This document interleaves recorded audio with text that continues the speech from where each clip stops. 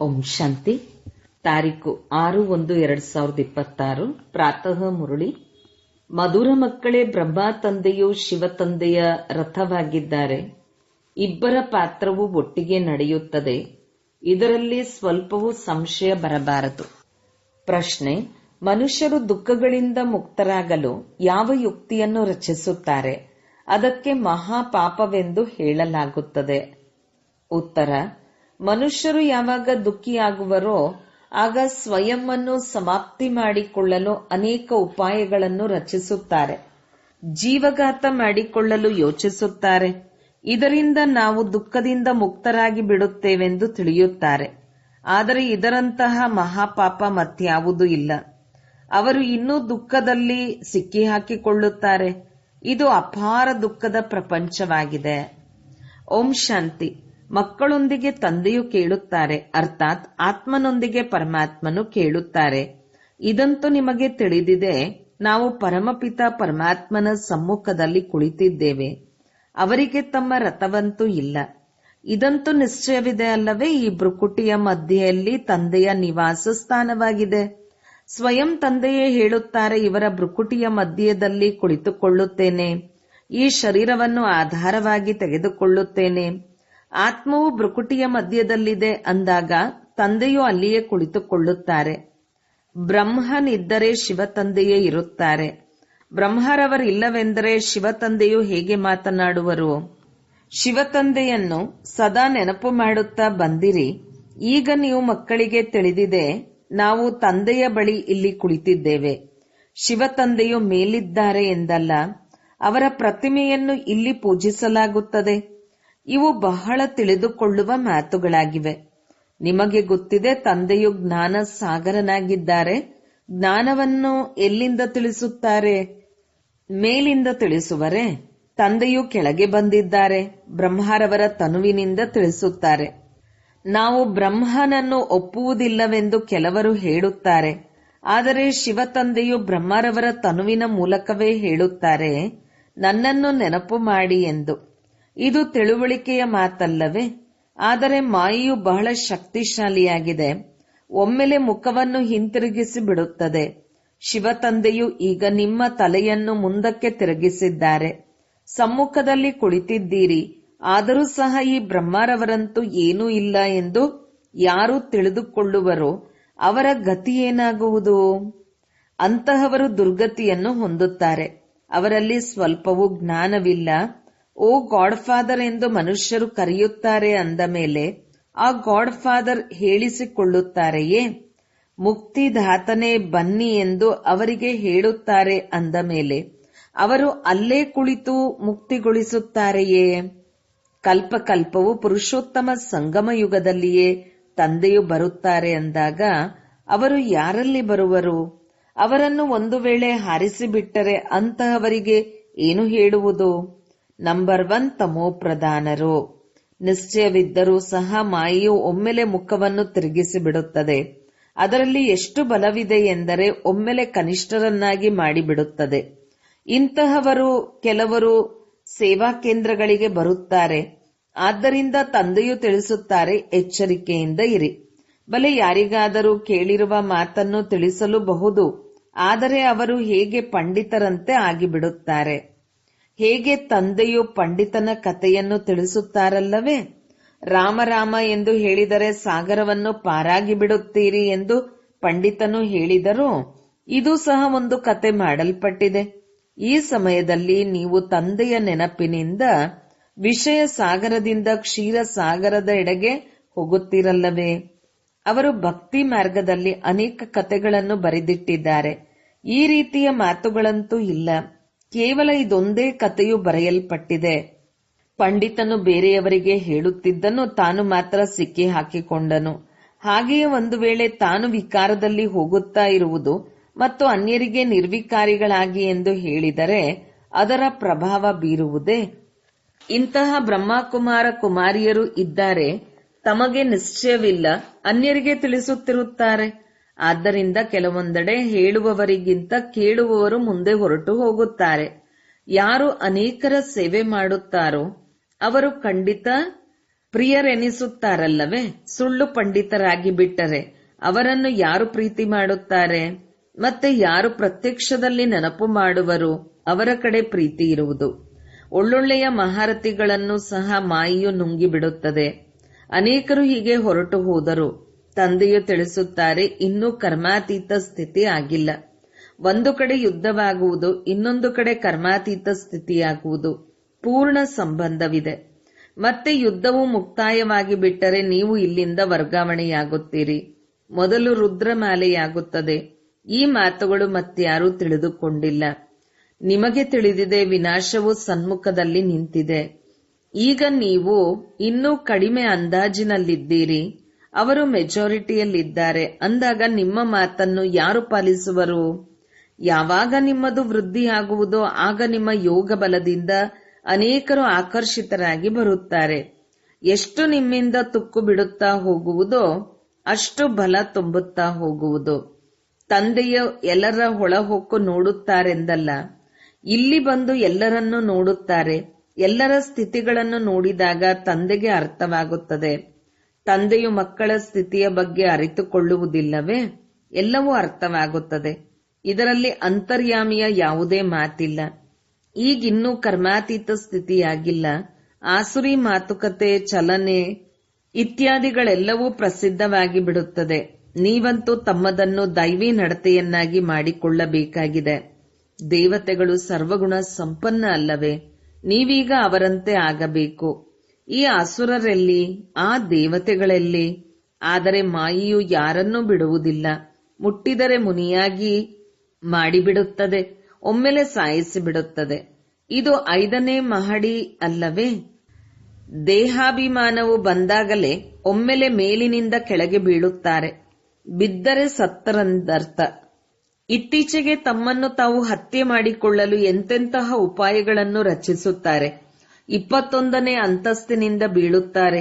ಇದರಿಂದ ಒಂದೇ ಸಲ ಸಮಾಪ್ತಿಯಾಗಿ ಬಿಡಬೇಕು ಎಂದು. ಏಕೆಂದರೆ ಮತ್ತೆ ಆಸ್ಪತ್ರೆಯಲ್ಲಿ ನೋವನ್ನು ಅನುಭವಿಸಬಾರದು, ದುಃಖವನ್ನು ಅನುಭವಿಸಬಾರದು. 5ನೇ ಅಂತಸ್ತಿನಿಂದ ಬಿದ್ದ ಮೇಲೆ ಒಂದು ವೇಳೆ ಪ್ರಾಣ ಹೋಗದೇ ಇದ್ದರೆ ಎಷ್ಟೊಂದು ದುಃಖವನ್ನು ಅನುಭವಿಸುತ್ತಾ ಇರುತ್ತಾರೆ. ಕೆಲವರು ತಮಗೆ ಬೆಂಕಿಯನ್ನು ಇಟ್ಟುಕೊಳ್ಳುತ್ತಾರೆ. ಒಂದು ವೇಳೆ ಅವರನ್ನು ಯಾರಾದರೂ ರಕ್ಷಿಸುತ್ತಾರೆಂದರೆ ಮತ್ತೆ ಅವರಿಗೆ ಎಷ್ಟೊಂದು ದುಃಖವನ್ನು ಸಹನೆ ಮಾಡಬೇಕಾಗುತ್ತದೆ. ಒಂದು ವೇಳೆ ಸುಟ್ಟು ಹೋದರೆ ಆತ್ಮವಂತೂ ಹೊರಟು ಹೋಗುತ್ತದೆ ಅಲ್ಲವೇ? ಆದ್ದರಿಂದ ಜೀವಘಾತ ಮಾಡಿಕೊಳ್ಳುತ್ತಾರೆ, ಶರೀರವನ್ನು ಸಮಾಪ್ತಿ ಮಾಡಿಕೊಳ್ಳುತ್ತಾರೆ. ಶರೀರ ಬಿಟ್ಟರೆ ನಾವು ದುಃಖದಿಂದ ಮುಕ್ತರಾಗುತ್ತೇವೆಂದು ತಿಳಿದುಕೊಳ್ಳುತ್ತಾರೆ. ಆದರೆ ಇದು ಸಹ ಮಹಾಪಾಪವಾಗಿದೆ. ಇನ್ನೂ ಅಧಿಕ ದುಃಖವನ್ನು ಅನುಭವಿಸಬೇಕಾಗುತ್ತದೆ. ಇದು ಅಪಾರ ದುಃಖದ ಪ್ರಪಂಚವಾಗಿದೆ. ಅಲ್ಲಿ ಅಪಾರ ಸುಖವಿರುತ್ತದೆ. ನೀವು ಮಕ್ಕಳು ತಿಳಿದುಕೊಂಡಿದ್ದೀರಿ, ನಾವೀಗ ಹಿಂತಿರುಗಿ ಹೋಗುತ್ತೇವೆ. ದುಃಖಧಾಮದಿಂದ ಸುಖಧಾಮಕ್ಕೆ ಹೋಗುತ್ತೇವೆ. ಈಗ ಯಾವ ತಂದೆಯು ಸುಖಧಾಮದ ಮಾಲೀಕರನ್ನಾಗಿ ಮಾಡುತ್ತಾರೆಯೋ ಅವರನ್ನು ನೆನಪು ಮಾಡಬೇಕು. ಈ ಬ್ರಹ್ಮರವರ ಮೂಲಕ ತಂದೆಯು ತಿಳಿಸಿಕೊಡುತ್ತಾರೆ. ಬ್ರಹ್ಮನ ಮೂಲಕ ರಾಜಯೋಗದ ಸ್ಥಾಪನೆಯ ಚಿತ್ರವೂ ಇದೆ ಅಲ್ಲವೇ? ಬಾಬಾ, ನಾವು ಅನೇಕ ಬಾರಿ ತಮ್ಮಿಂದ ಸ್ವರ್ಗದ ಆಸ್ತಿಯನ್ನು ಪಡೆದುಕೊಳ್ಳಲು ಬಂದಿದ್ದೇವೆಂದು ನೀವು ಹೇಳುತ್ತೀರಿ. ತಂದೆಯೂ ಸಹ ಯಾವಾಗ ಪ್ರಪಂಚವು ಬದಲಾಗಬೇಕು ಆಗ ಸಂಗಮದಲ್ಲಿಯೇ ಬರುತ್ತಾರೆ. ಆದ್ದರಿಂದ ತಂದೆಯು ತಿಳಿಸುತ್ತಾರೆ, ನಾನು ನೀವು ಮಕ್ಕಳನ್ನು ದುಃಖದಿಂದ ಬಿಡಿಸಿ ಸುಖದ ಪಾವನ ಪ್ರಪಂಚಕ್ಕೆ ಕರೆದುಕೊಂಡು ಹೋಗಲು ಬಂದಿದ್ದೇನೆ. ಹೇ ಪತೀತ ಪಾವನ ಎಂದು ಕರೆಯುತ್ತಾರೆ.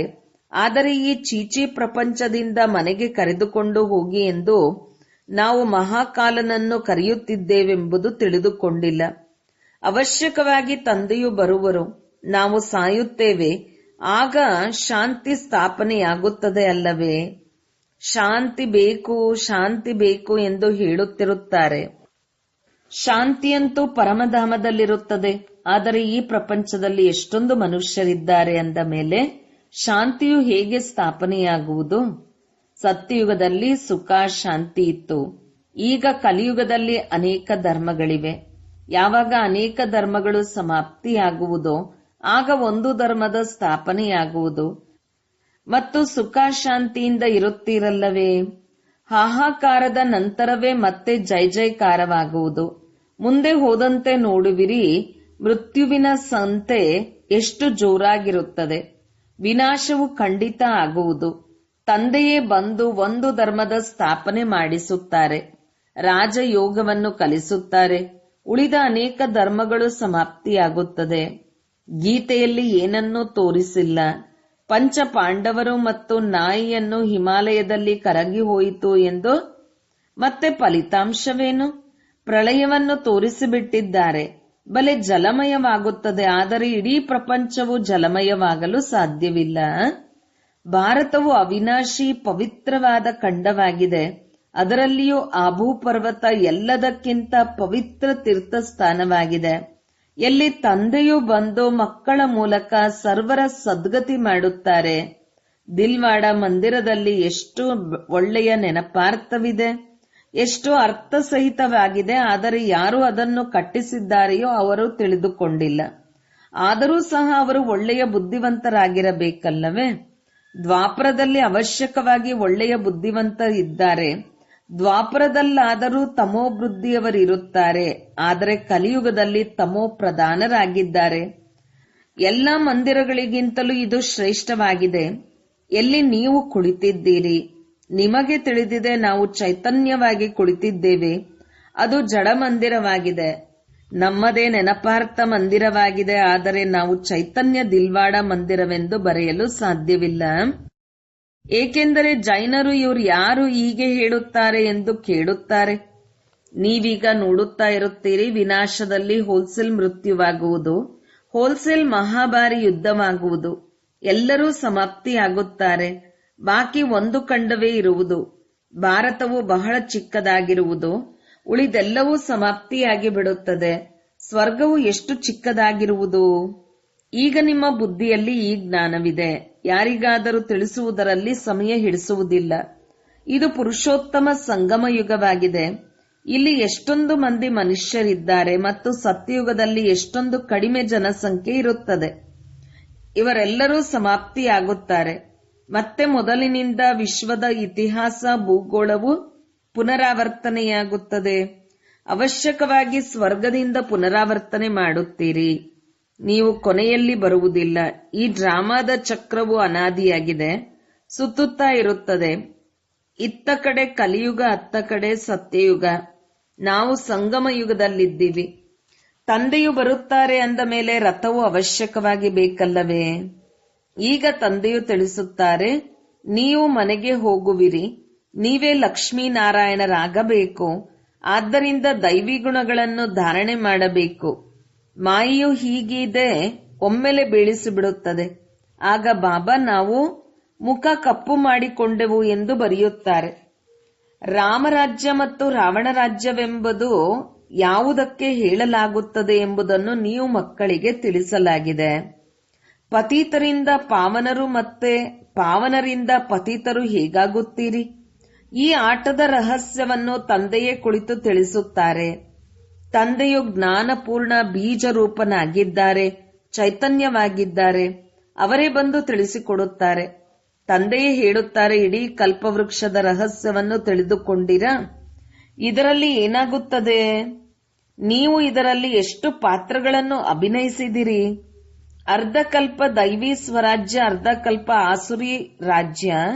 ಒಳ್ಳೊಳ್ಳೆಯ ಮಕ್ಕಳ ಬುದ್ಧಿಯಲ್ಲಿ ಜ್ಞಾನವಿರುತ್ತದೆ. ತಂದೆಯು ತಮ್ಮ ಸಮಾನರನ್ನಾಗಿ ಮಾಡಿಕೊಳ್ಳುತ್ತಾರಲ್ಲವೇ? ಶಿಕ್ಷಕರಲ್ಲಿಯೂ ನಂಬರ್ ವಾರ್ ಇರುತ್ತಾರೆ. ಕೆಲವರು ಶಿಕ್ಷಕರಾಗಿಯೂ ಸಹ ಮತ್ತೆ ಕೆಟ್ಟು ಹೋಗುತ್ತಾರೆ. ಅನೇಕರಿಗೆ ಕಲಿಸಿದವರು ಮತ್ತೆ ಸ್ವಯಂ ತಾವೇ ಸಮಾಪ್ತಿಯಾದರು. ಚಿಕ್ಕ ಚಿಕ್ಕ ಮಕ್ಕಳಲ್ಲಿಯೂ ಭಿನ್ನ ಭಿನ್ನ ಸಂಸ್ಕಾರವಿರುತ್ತದೆ. ಕೆಲವರು ನಂಬರ್ 1 ಪತೀತರಾಗಿದ್ದಾರೆ. ಇನ್ನು ಕೆಲವರು ಸ್ವರ್ಗದಲ್ಲಿ ಹೋಗಲು ಯೋಗ್ಯರಾಗಿದ್ದಾರೆ. ಕೆಲವರು ಜ್ಞಾನವನ್ನು ಪಡೆದುಕೊಳ್ಳುವುದೇ ಇಲ್ಲ. ತಮ್ಮ ನಡತೆಯನ್ನು ಸುಧಾರಣೆ ಮಾಡಿಕೊಳ್ಳುವುದಿಲ್ಲ. ಎಲ್ಲರಿಗೆ ದುಃಖವನ್ನು ಕೊಡುತ್ತಿರುತ್ತಾರೆ. ಇದನ್ನೂ ಸಹ ಶಾಸ್ತ್ರಗಳಲ್ಲಿ ತೋರಿಸಿದ್ದಾರೆ. ಅಸುರರು ಬಂದು ಗೊತ್ತಿಲ್ಲವೆಂದು ಕುಳಿತು ಬಿಟ್ಟಿದ್ದರು. ಅಂದರೆ ಅಸುರರಾಗಿ ಎಷ್ಟೊಂದು ತೊಂದರೆ ಕೊಡುತ್ತಾರೆ. ಇದೆಲ್ಲವೂ ನಡೆಯುತ್ತದೆ. ಸ್ವರ್ಗದ ಸ್ಥಾಪನೆ ಮಾಡಲು ಶ್ರೇಷ್ಠಾತಿ ಶ್ರೇಷ್ಠ ತಂದೆಯೇ ಬರಬೇಕಾಗುತ್ತದೆ. ಮಾಯೆಯು ಬಹಳ ಪ್ರಬಲವಾಗಿದೆ. ದಾನವನ್ನು ಕೊಡುತ್ತಾರೆ, ಆದರೂ ಮಾಯೆಯು ಬುದ್ಧಿಯನ್ನು ತಿರುಗಿಸಿ ಬಿಡುತ್ತದೆ. ಅರ್ಧಂಬರ್ಧ ಇರುವವರನ್ನೇ ಮಾಯೆಯು ಖಂಡಿತ ತಿಂದು ಹಾಕುತ್ತದೆ.